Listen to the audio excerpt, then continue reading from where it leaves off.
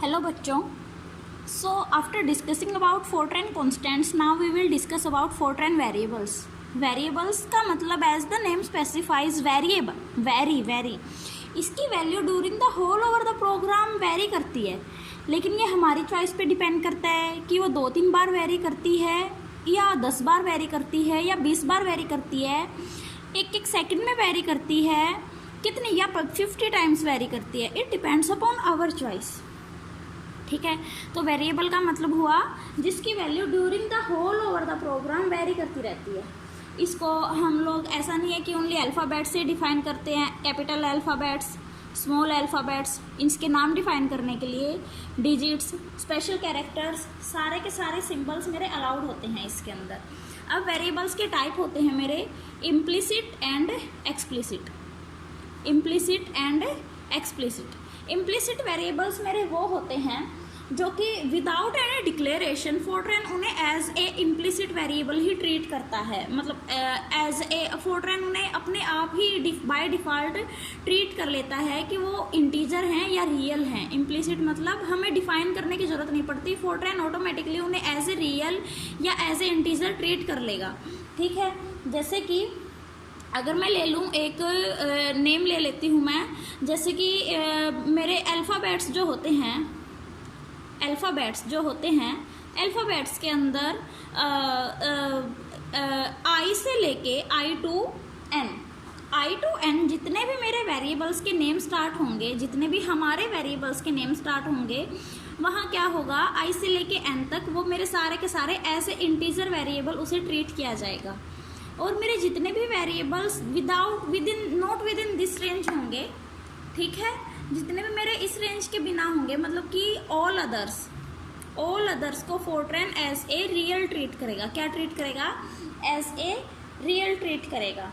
तो इनकी कितनी लेंथ होगी, कितनी नहीं होगी, ये हमारे वेरी करता है मशीन टू मशीन. मतलब सिस्टम कौन सा हम यूज़ कर रहे हैं, उसकी कितनी स्ट्रेंथ है, कितनी उसके अंदर रैम है, कितनी उसकी कैपेसिटी है, उन सब चीज़ों पे डिपेंड करता है. ठीक है, उसके बाद बात आती है मेरी एक्सप्लिसिट वेरिएबल की. एक्सप्लिसिट जिन्हें कि हम लोग डिफ़ाइन करते हैं कि वो इंटीजर है, रियल है, मतलब हम लोग डिफ़ाइन करने से पहले ही उसका टाइप दे देते हैं. ठीक है, जैसे कि इसका सिंटैक्स होता है टाइप वेरिएबल और यहाँ पे नेम और लिस्ट ऑफ वेरिएबल्स. मतलब एक टाइम पे हम लोग एक से ज़्यादा वेरिएबल्स को भी डिफ़ाइन कर सकते हैं. ठीक है, जैसे इंटीजर फॉर एग्जांपल हम लोग लेते हैं एक्स वाई जेड. ये 3 मैंने वेरिएबल्स लिए जो कि सारे के सारे मेरे क्या हैं, इंटीजर टाइप के हैं. ठीक है, तो इसीलिए मैंने क्या कहा, एक्सप्लिसिट वो होंगे जिनका कि हम लोग डिफ़ाइन करेंगे कि उनका कौन सा टाइप है, और इम्प्लिसिट कौन से होंगे जिनको कि हम लोग डिफ़ाइन नहीं करेंगे. फोर्ट्रैन ऑटोमेटिकली उन्हें ट्रीट करता है एज ए इंटीजर और रियल. अब उसके बाद बात करते हैं हम लोग अर्थमेटिक एक्सप्रेशन की.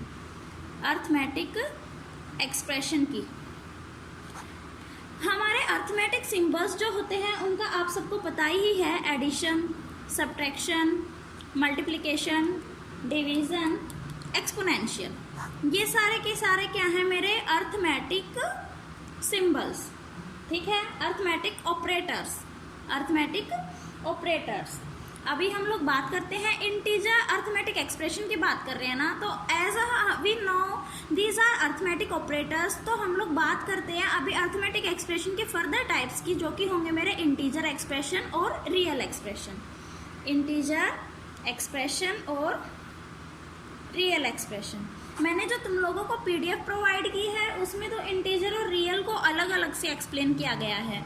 अब बिकॉज इनके रूल्स सेम हैं तो मैं इन्हें एक साथ ही एक्सप्लेन करूँगी. कोई भी एक इंटीजर वेरिएबल अगर मैं ले लूँ, कोई भी एक इंटीजर वेरिएबल, जैसे कि मैंने ले लिया a and the second variable is age. ठीक है, तो उसके बाद थर्ड वेरिएबल मैंने लिया एक्स वाई. ये थर्ड वेरिएबल, ये तीनों के तीनों मैंने क्या लिए, एज ए इंटीजर वेरिएबल. इन्हें अगर डिफाइन करूँगी मैं, एक्सप्लिसिट की हेल्प से हम लोग डिफाइन करेंगे. ये अगर मेरे इंटीजर वेरिएबल्स हैं तो चाहे ये अकेले लिखे हों, इनको भी एज ए इंटीजर एक्सप्रेशन ही ट्रीट किया जाएगा. सिमिलरली अगर मैंने इन्हें डिफाइन किया है एज ए रियल वेरिएबल, तो इन्हें as a real expression treat किया जाएगा। जैसे हम लोगों ने यहाँ एक्सप्लिसिट टाइप में इंटीजर को डिफाइन किया, ऐसे ही हम लोग रियल को भी डिफाइन कर सकते हैं। जैसे मैंने कहा रियल एक्स वाई जेड, अब ये तीनों के तीनों वेरिएबल्स क्या होंगे, रियल होंगे। लेकिन ये बात नहीं है कि एक ही प्रोग्राम चल रहा है और उसी में तुमने एक्स वाई जेड को एज ए रियल भी ले लिया और उसी में एज ए इंटीजर भी ले लिया, ऐसा नहीं कर सकते। जो टाइप होगा वेरिएबल का वो स्टार्टिंग में ही मेंशन किया जाएगा और पूरे के पूरे प्रोग्राम में वही सेम टाइप रहेगा। हाँ, अगर हमने एक प्रोग्राम में एक्स वाई जेड को एज ए इंटीजर ट्रीट किया है तो हम लोग सेकेंड प्रोग्राम में एक्स वाई जेड को एज ए रियल ट्रीट कर सकते हैं, ठीक है। तो मैं अभी हम लोग बात कर रहे थे एक्सप्रेशन की, तो चाहे ये इंटीजर वेरिएबल है चाहे ये रियल वेरिएबल हैं, अगर ये सिंगल हैं तो भी इन्हें एज ए एक्सप्रेशन ही ट्रीट किया जाएगा, आइदर इंटीजर एक्सप्रेशन और real expression. Second thing is, अगर मैं इनके बीच में एक अर्थमेटिक ऑपरेटर लगा देती हूँ a प्लस एक्स वाई या फिर a मल्टीप्लाई एक्स वाई, कुछ भी एक अर्थमेटिक अगर मैं ऑपरेटर लगा दूँ दो इंटीजर या रियल वेरिएबल्स के बीच में, अगर मैं एक अर्थमेटिक ऑपरेटर लगा देती हूँ then still it is an arithmetic expression. Third one is, अगर मेरा ये जो ऑपरेटर मैंने लगाया है इसको मैं ब्रैकेट्स में बंद कर दूं, मतलब ये जो एक्सप्रेशन जिसे मैं अभी बोल रही थी कि ये एक्सप्रेशन है दो इंटीजर एक्सप्रेशन या फिर वेरिएबल, दो इंटीजर वेरिएबल या फिर दो रियल वेरिएबल्स के बीच में अगर मैंने एक अर्थमेटिक ऑपरेटर लगा दिया तो फिर उसे still as arithmetic expression treat किया जाएगा। तो चाहे मैं इसे ब्रैकेट्स के अंदर बंद कर दूँ then it is still an arithmetic expression. Fourth one is, अगर मैं इसे लिख दूं a plus X Y multiply b plus Z, और ये क्या है मेरे, ये सारे के सारे या तो इंटीजर होंगे या रियल होंगे। ऐसा नहीं है कि ये रियल हो गया, ये इंटीजर हो गया, ये इंटीजर हो गया, ये इंटीजर हो गया, मतलब कि या तो ये सारे के सारे इंटीजर टाइप होंगे या फिर ये सारे के सारे रियल टाइप्स होंगे, तभी इन्हें या तो इंटीजर एक्सप्रेशन बोला जाएगा या फिर रियल एक्सप्रेशन बोला जाएगा। अब मैंने कहा था कि ब्रैकेट्स लगाने के बाद भी ये हमारा एक अर्थमेटिक एक्सप्रेशन है, तो हम लोग एक अर्थमेटिक ऑपरेटर से दो अर्थमेटिक एक्सप्रेशंस को कंबाइन करके भी एक सिंगल अर्थमेटिक एक्सप्रेशन को रिप्रेजेंट कर सकते हैं। This is fourth. Fifth one is कि हम लोग जैसे कि अगर मैंने लिखा a minus plus minus X Y, दो अर्थमेटिक ऑपरेटर्स कभी भी एक साथ नहीं आ सकते। सक्सेसिव मैनर में दो अर्थमेटिक ऑपरेशंस कभी एक साथ नहीं आ सकते। तो अगर ये दो अर्थमेटिक ऑपरेशंस मेरे एक साथ आ गए हैं तो या तो ये रियल वेरिएबल है या फिर ये इंटीजर वेरिएबल है, तो ये मेरा एक्सप्रेशन को एज ए एक्सप्रेशन ट्रीट नहीं किया जाएगा। Neither it is an integer expression nor it is an real expression. Okay, I hope it is clear to you. अब हम लोग बात करते हैं हियरार्की ऑफ ऑपरेटर्स कि सबसे पहले अगर मेरे ऑपरेटर्स काफ़ी सारे हैं तो हम लोग उन्हें किस मैनर में सॉल्व करेंगे। देखो बच्चों, ये तो तुम लोग शुरू से ही पढ़ते आए हो, 10th क्लास में ही तुमने ऑपरेटर्स के बारे में ऐसा रीड किया था।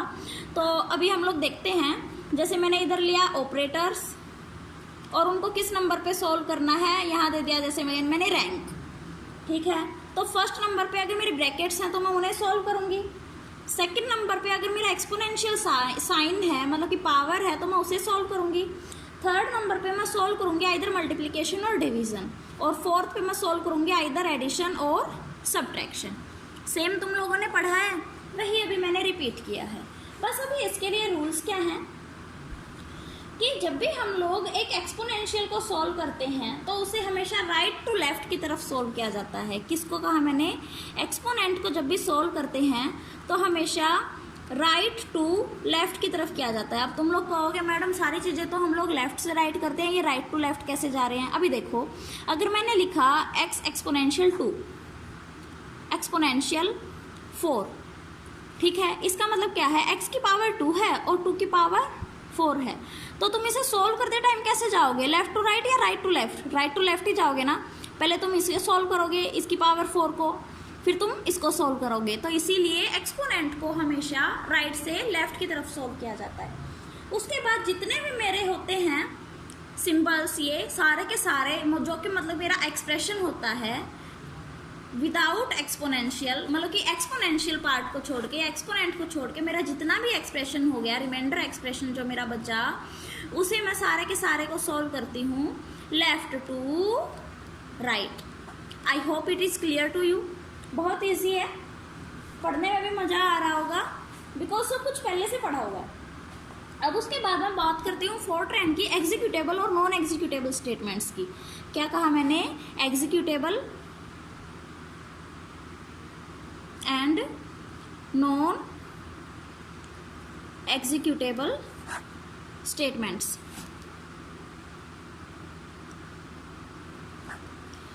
अब इनके बारे में देखते हैं एक बार, ये क्या होती हैं। एग्जीक्यूटेबल, हम लोगों ने बात की थी कि एक प्रोग्राम को जब भी हम लोग करते हैं किसी भी एक हाई लेवल लैंग्वेज में, तो सबसे पहले उसे कंपाइल किया जाता है, एरर फ्री किया जाता है कंपाइल टाइम एरर से, फिर उसे एग्जीक्यूट किया जाता है ना, यही था ना।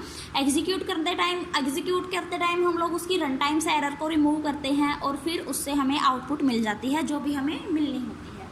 तो जो स्टेटमेंट्स मेरी मशीन लैंग्वेज में कन्वर्ट की जाती हैं कंपाइलर की हेल्प से, उन्हें हम लोग क्या कहते हैं? Executable statements. एग्जीक्यूटेबल स्टेटमेंट्स कौन सी स्टेटमेंट्स हुई है? जिन्हें कि कंपाइलर कन्वर्ट करता है मशीन लैंग्वेज में। जब वो कंपाइल करता है स्टेटमेंट्स को, प्रोग्राम को, तो इसे हम लोग क्या कहेंगे? Executable statements. Converted into machine language by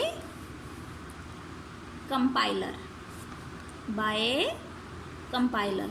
तो जिन स्टेटमेंट्स को कंपाइलर कन्वर्ट करता है मशीन लैंग्वेज में, वो क्या होती है? मेरी एग्जीक्यूटेबल स्टेटमेंट्स। इनके एक बार एग्जांपल डिस्कस करते हैं। जैसे कि मैंने कहा रीड स्टेटमेंट हुई, राइट हुई, इफ़ हुई, डू हुई, ये तुम्हारे लूप्स होते हैं, डू लूप, गो टू हुई, एटसेट्रा। जो ये मेरी स्टेटमेंट्स हुई, ये क्या हुई? मेरी एग्जीक्यूटेबल स्टेटमेंट्स। अब मैं बात करती हूँ नॉन एग्जीक्यूटेबल की।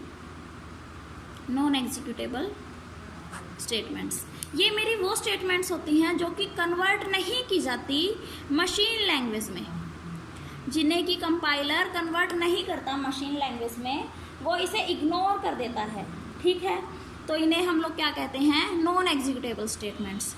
ठीक है, तो अभी इसके एग्जांपल एक बार देखते हैं। जैसे कि एंड हो गया, ठीक है, फॉर्मेट हो गया।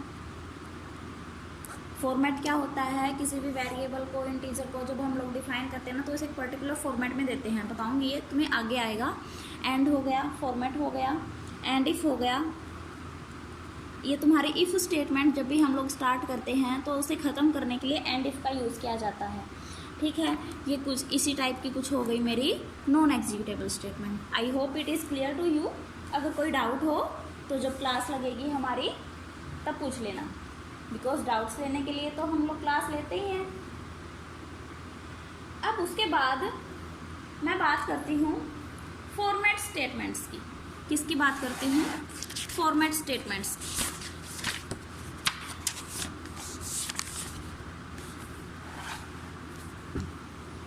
जैसे कि जो ये मेरी बात करते हैं हम लोग फॉर्मेट पे आने के लिए, हम बात करेंगे इनपुट आउटपुट स्टेटमेंट्स की। किसकी बात करेंगे हम लोग? इनपुट आउटपुट स्टेटमेंट्स की, फॉर कमिंग इनटू फॉर्मेट। ठीक है, तो इनपुट आउटपुट स्टेटमेंट्स मेरी दो टाइप की होती हैं।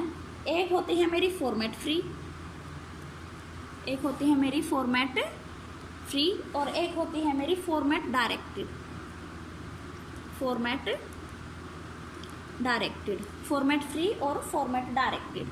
ठीक है, सबसे पहले मैं बात करती हूँ फॉर्मेट फ्री स्टेटमेंट्स की। ठीक है, तो जो मेरी फॉर्मेट फ्री स्टेटमेंट्स होती हैं, ये भी मेरी दो टाइप की होती हैं। एक होती है मेरी इनपुट स्टेटमेंट और एक होती है मेरी आउटपुट स्टेटमेंट। ठीक है, इनपुट के लिए मैं यूज़ करती हूँ रीड स्टेटमेंट का। तो इसके लिए सिंटैक्स एक बार देखते हैं हम लोग यूज़ करेंगे read star variable list. Read star variable list. अब इसके अंदर तुम लोगों को 2 स्टार दिख रही है ना, इसमें क्या होता है बेटा कि जो ये मेरे 2 स्टार्स होते हैं, इनका अपना अपना मतलब होता है। जो मेरा फर्स्ट स्टार होता है, as we know this is an input statement, तो इसके अंदर जो फर्स्ट स्टार होता है वो हमें बताता है कि हम लोग कौन से इनपुट डिवाइस का यूज़ कर रहे हैं, input device to be used, ठीक है। और ये हमें क्या बताता है कि कौन सी फॉर्मेट, मतलब फॉर्मेट जो अभी मैं बता रही थी कि फॉर्मेट होता है ना, तो ये हमें बताता है कि कौन से फॉर्मेट का हम लोग यूज़ कर रहे हैं, format used for telling about the format of variables, ठीक है, फॉर्मेट नंबर। अभी हम लोग, क्योंकि मैंने कहा कि ये मेरा फॉर्मेट फ्री स्टेटमेंट है, तो तुम लोग फोर्ट्रैन में मतलब कि हम लोग जो प्रोग्राम्स करते हैं उनमें सारा का सारा फॉर्मेट फ्री स्टेटमेंट्स का ही यूज़ करते हो। फॉर्मेट डायरेक्टेड स्टेटमेंट्स का हम लोग यूज़ नहीं करते, कर सकते हैं बिकॉज बट फ्रॉम ऐसे आलसी कह लो या फिर कम्प्लेक्सिटी से बचने के लिए कह लो, हम लोग हमेशा फॉर्मेट फ्री स्टेटमेंट्स का ही यूज़ करते हैं। बस तुम लोगों को पता होना चाहिए अच्छे से, ये बहुत जेन्युइन सा क्वेश्चन है, प्रैक्टिकल में पूछ ही लिया जाता है कि जो ये 2 स्टार हैं इनका क्या रोल है। तो फर्स्ट स्टार तुम्हें बताता है कि इनपुट डिवाइस तुम कौन सा यूज़ कर रहे हो। यहाँ पे तुम लोग इनपुट डिवाइस नंबर दोगे, जैसे कि बाय डिफ़ॉल्ट हम लोग लेके चलते हैं बिकॉज एक्चुअल में हमें नहीं पता। जैसे कि मैं ले लेती हूँ कि की 3 मेरा रिप्रेजेंट कर रहा है कीबोर्ड को, 4 मेरा रिप्रेजेंट कर रहा है माउस को। इस टाइप से मैं अगर कुछ नंबर्स असाइन कर देती हूँ जो कि फोर्ट्रैन में होते होंगे, अगर कुछ नंबर्स हम लोग असाइन करते हैं पर्टिकुलर, तो अगर मैं यहाँ 3 दूंगी तो इनपुट ओनली कीबोर्ड से ही ली जाएगी, माउस से चाहे तुम लोग कुछ कर लेना बिल्कुल भी नहीं ली जाएगी। अगर मैं यहाँ दे देती हूँ 4 तो इनपुट ओनली माउस के थ्रू ही ली जाएगी, कीबोर्ड से चाहे तुम लोग ABCD कुछ भी टाइप करते रहना वो नहीं ली जाएगी, ठीक है। तो ये क्या हुआ तुम्हारा first star for telling about the input device to be used for taking input, and the second star will tells about the format number, will tells about the format number, मतलब कि जो हम लोग स्टेटमेंट्स यूज़ कर रहे हैं वो कौन से फॉर्मेट में होंगी, ठीक है। फॉर्मेट का मतलब वो इंटीजर होंगी, रियल होंगी, अगर इंटीजर होगी तो उनकी विड्थ कितनी होगी, मतलब कि कितने स्पेस उसके लिए रिजर्व रखने हैं, रियल होंगी, फ्लोट होंगी, एक्सपोनेंशियल होंगी, कैरेक्टर होंगी, कौन सी होंगी, ये हम लोग फॉर्मेट नंबर में मतलब कि एक पर्टिकुलर नंबर में देंगे। जैसे कि मैं अगर दे देती हूँ यहाँ पे मैंने एक है ना स्टेटमेंट डिफाइन कर लेती हूँ मैं 11 पे मैंने दे दिया XYZ आर इंटीजर्स और इनकी एक विड्थ दे दूंगी पर्टिकुलर, जो कि हम लोग डीपली अभी डिस्कस करेंगे जब हम लोग फॉर्मेट डायरेक्टेड की स्टेटमेंट्स के बारे में डिस्कस करेंगे ना अभी, तो हम इसके बारे में डीपली डिस्कस करेंगे। जस्ट एज ए हिंट मैं तुम्हें बता रही हूँ। तो हम लोग क्या करेंगे यहाँ पे 11 जैसे हमने कर लिया डिफाइन, 11 नंबर पे मेरे XYZ ये 3 वेरिएबल्स हैं, इनको मैं एज ए इंटीजर डिफाइन कर रही हूँ। तो यहाँ अगर मैं 11 दे दूँगी तो मेरा कंट्रोल यहाँ जाएगा, वो देखेगा कि यहाँ जो वेरिएबल्स हैं वो किस टाइप के हैं, वो यहाँ आया, इसने देखा कि ये वेरिएबल्स इंटीजर टाइप के हैं तो वो वापस से यहाँ जाएगा और इनको एज ए इंटीजर ट्रीट करेगा जो वेरिएबल्स तुमने यहाँ दिए हैं। आई मेरी बात समझ? तो अभी हम लोगों को क्या जानना इंपॉर्टेंट है कि first star is used for input device and second star is used for format, telling about the format number, ठीक है। जैसे कि एग्जाम्पल के लिए हम लोग ले लेते हैं, रीड करवाया हमने 3 वेरिएबल्स हम लोग ले लेते हैं, रीड करवा रहे हैं age and student and x, ये 3 वेरिएबल्स हम लोगों ने रीड करवा दिए, इनपुट करा दिए रीड स्टेटमेंट से। अब बाकी हम लोग नेक्स्ट लेक्चर में डिस्कस करेंगे, अभी के लिए इतना ही। अगर कोई डाउट हो तो क्लास में मुझसे पूछ लेना। Thank you.